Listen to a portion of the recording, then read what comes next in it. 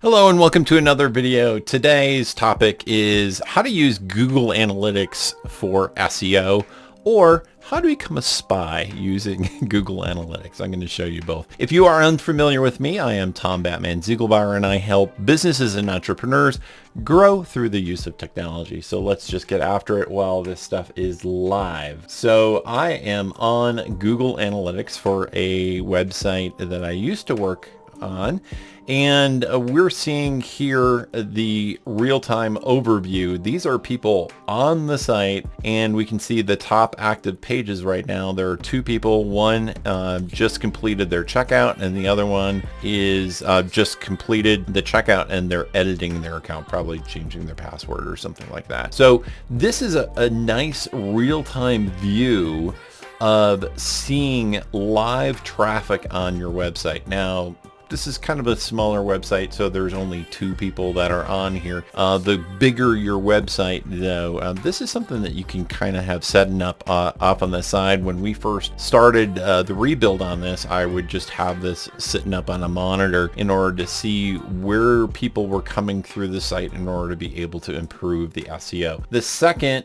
place that I think is super important for SEO is under acquisition, Search Console, and first things first, you do need to connect up your Google Search Console to your Google Analytics. I can show that in a whole nother video. And if I go under queries, then it will show me what people actually clicked on for a particular period of time, plus impressions, and then the click-through rate for those. So we can see cheapest furniture rental, 100%. Yes, it was only one. However, you can see how effective your keywords that you're placing on these pages are when they actually show up in search results, and then also what their click-through ratio are, also average position for these particular searches. So quick and easy way in order to use Google Analytics for your SEO. If you did receive value from this video today, please hit those three buttons down at the bottom of the screen: